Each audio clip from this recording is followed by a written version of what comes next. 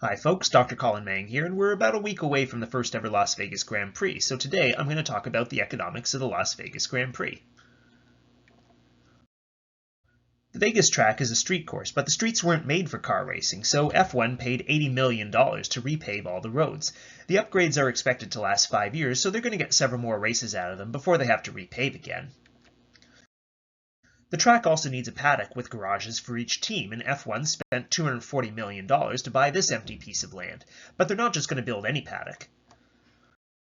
They've spent another $260 million to build a massive office building and entertainment center, which is going to become the permanent home of Formula One's North American operations, which are currently based in New York. Vegas has much better weather than New York, so I can see why they would want to move to Vegas. So why is F1 spending so much money in Las Vegas? Well, it's because Formula One Group has been really unprofitable for a long time. Despite a small profit in 2022, over the past 6 years, they've lost a total of $379 million, so they need some new money-making opportunities. This season, 9 out of 23 Grand Prix were scheduled in Europe. One of them didn't happen because of bad weather, but if you look at the EU and Britain combined, they have a total population of 516 million and a GDP that's just a little bit less than 20 trillion US dollars. If you compare that to North America, well, F1 has had the Canadian Grand Prix for a very long time, and they brought back the old US Grand Prix in 2012 and the Mexican Grand Prix in 2015. They also added a new race in Miami just last year, but here's the thing. The population of North America is just a little bit smaller than Europe, but the North American economy is almost 50% larger.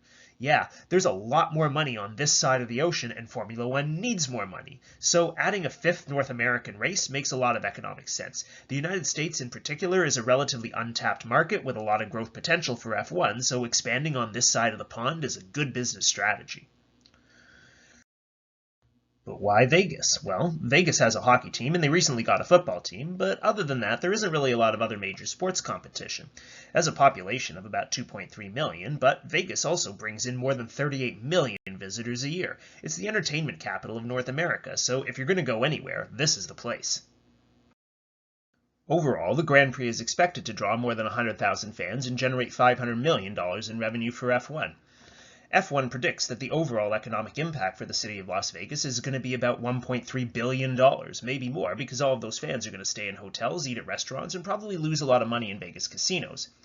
If F1 can repeat this performance for the next 10 years, they're going to make a huge return on their initial investment. But will it actually turn out to be everything that F1 claims?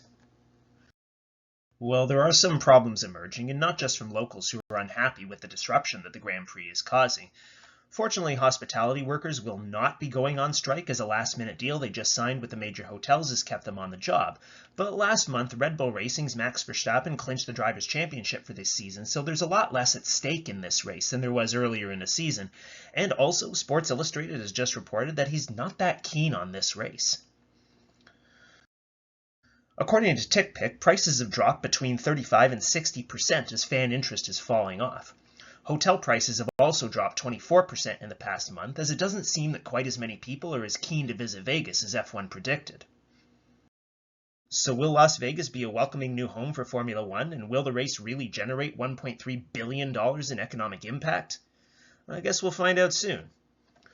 They say that what happens in Vegas stays in Vegas, but when it's lights out on Saturday night, fans are going to watch this race all over the world. I'm looking forward to it. If you like this video, don't forget to like and follow.